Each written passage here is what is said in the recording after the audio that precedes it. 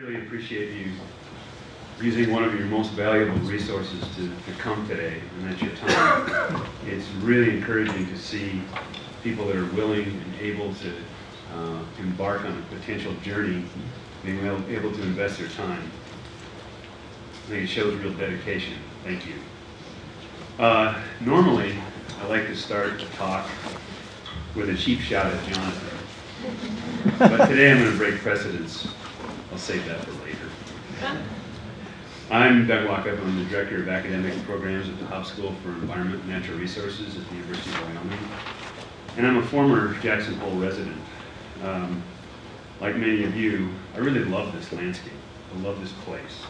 It's meant a great deal to me, my wife, and my family for a lot of years. And it's really a very special place for us. Since I'm now a resident of Laramie, however, I'm more than 400 miles away. I get to talk because that makes me an expert. If I was just here, I wouldn't be up here today. I'd like to share just three simple thoughts with you.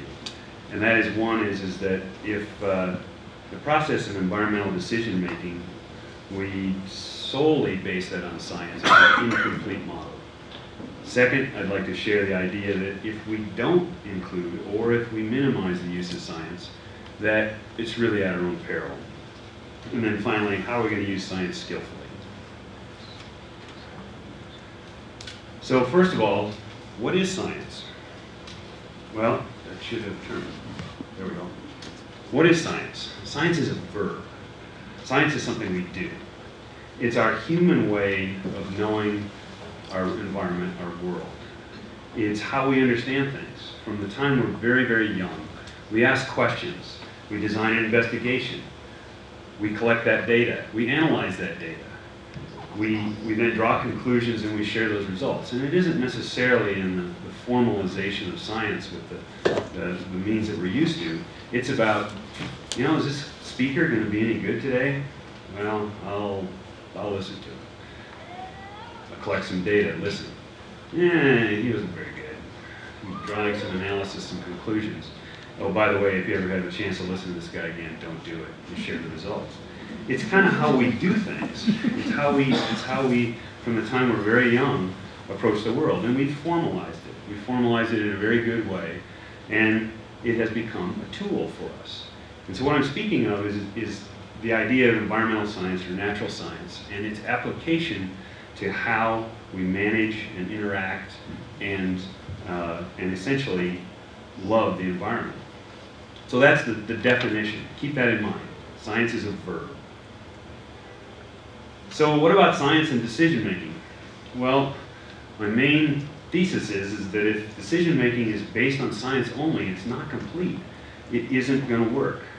It isn't going to include those types of people and those types of thought and those types of conditions that will really be effective. And the truth is, we've tried to do this for a long time and it hasn't worked very well. And we've also tried to make environmental decisions without science. And that is folly. These are quotes from a colleague of mine at the University of Wyoming, and I think she has very succinctly put this together. And the definition of folly is really that it's a pursuit of actions that are against enlightened self-interest. I propose that we embark on a process here that isn't folly, that we use our enlightened self-interest to move in directions that will be really, really helpful and really useful. So, if you gotta go to your siren call of your phone and so forth, and I get that, if you're just being drawn to that, just remember this right here, and now you can go to your phones. So if it's not science alone, so science and what to make things complete? Well, I propose three ideas. One is communication. Broadly speaking, scientists need to be better communicators in terms of having the world, the decision makers, communities, those who are engaged with the environment, to actually understand what they're saying. And I think that's incumbent on scientists to do that. There's some colleagues at the University of Wyoming who are doing an absolute bang-up job of doing this, and that's the Migration Initiative. They are actually taking videos and photos, and they're having seminars that are not based on graphs and data and p-values and so forth, but they're showing people the mule deer moving from the Rock Springs area to the Hoback area.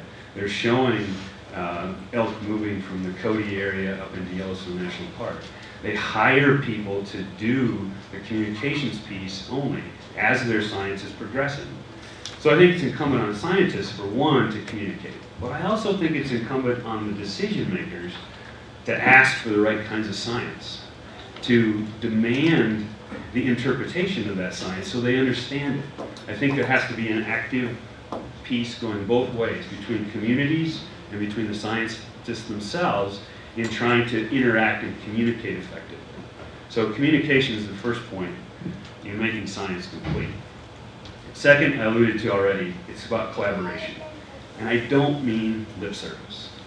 What I mean here is that if we're going to do something that hasn't been done in 250 years, have a strong economy and a healthy environment, we have to collaborate. We have to collaborate across discipline lines. We have to collaborate between business and industry and local government. We've got to cooperate between those who are responsible for managing aspects of the environment.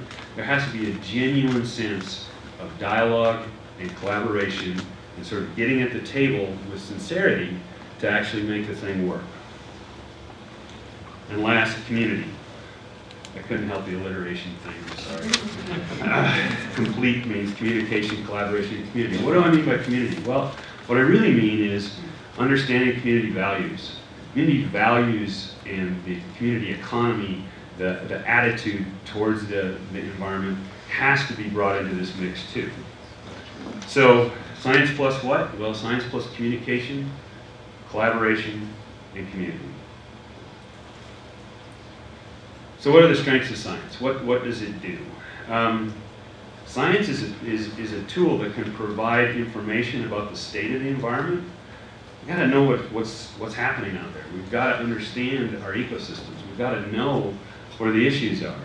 It'd be a lot like making a capital investment without understanding your financial model, without understanding your cash flows, without understanding your potential returns on an investment. You have to understand how the ecosystem, the environment is functioning. Science can help do that. It's very good at that. It can provide input to identify problems, first of all, but it also provides potential solutions for testing. And it's also very good at doing that.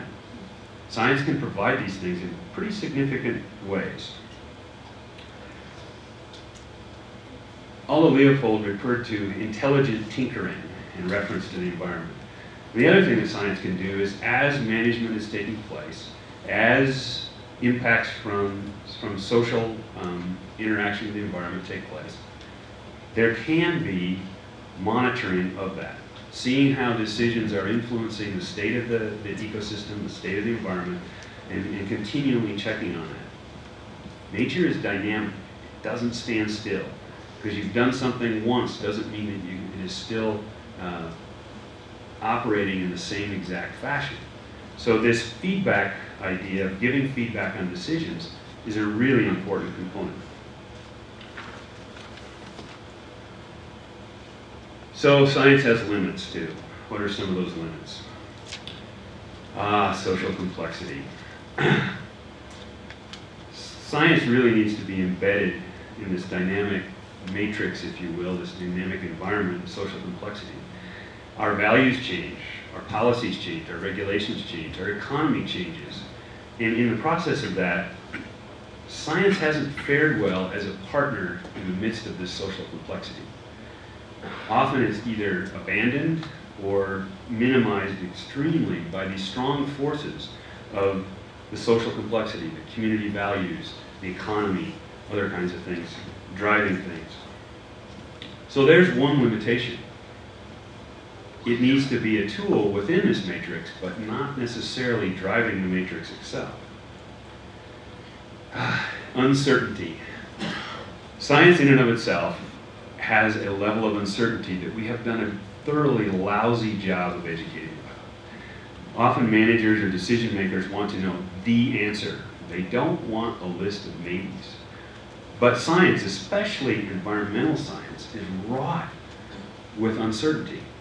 There's dynamics in the ecosystem, there are limitations around study designs, there are all sorts of things that actually produce an uncertainty that we are often very uncomfortable with. So that uncertainty component is an important thing. Our knowledge is imperfect, it's subject to change, nature's dynamic.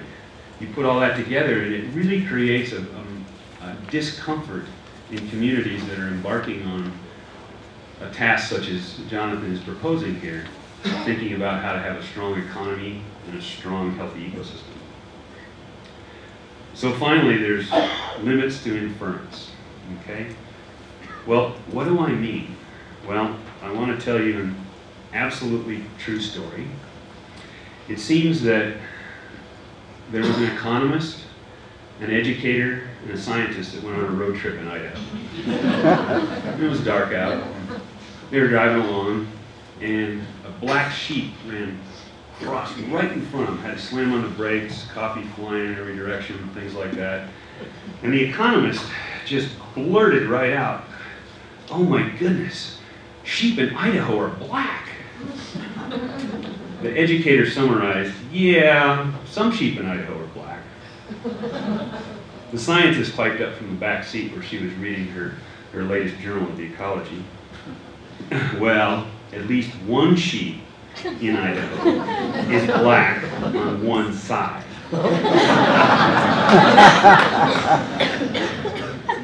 The limits of inference can drive people nuts. They can drive the public nuts and they can drive decision makers nuts. But it's a limitation of science. Science can be inferred and applied only so far, only to so many situations. So there are limitations around science as well. So how do you use science skillfully? What do you do? Well, first of all, it has to be a tool that's embedded in this socially complex matrix of community values, economics, policy, regulation, and law. It needs to be in there. It needs to be a component. It needs to be a piece. But without having an overall design on the right place and the right use of science, it's going to be a difficult road to hoe. So exactly, well, what do I really mean? Well, what are we playing here? What game are we playing? For a long time, scientists and proponents of science have been playing a very simple game. It was characterized by unidirectional movement, okay? A single type of piece, or stakeholder if you prefer, very predictable environment, nicely defined. They're playing checkers. The reality is that if we as a community are going to do something that hasn't been done in 250 years, we can't be playing checkers. The characteristics of the game we're playing is multi-directional movement, multiple pieces, stakeholders, with nuanced movements, a highly variable environment, an extremely dynamic environment where there's big changes in the game with a single move, and definition of that game is nearly impossible. We're playing chess. And you just can't play chess if everyone else is playing checkers. Excuse me, you can't play checkers if everyone else is playing chess. And I suggest that the place for science is in this highly variable environment, in a matrix of social complexity. And we really need to be thinking as though we were playing chess and not a simple game of checkers. If you're intrigued by this idea, there's a really interesting, very short paper where this idea comes from by Mike Gerbeau with the Nature Conservancy of Canada called Of Bears, Chess, and Checkers.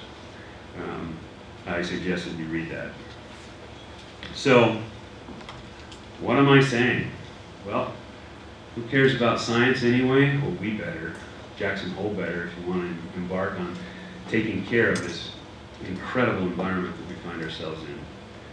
And we should do it not based solely upon science because of its limitations and because of the social complexity in which we find ourselves. But we better not leave it out either, because if we do that, it's at our own peril. Thank you very much.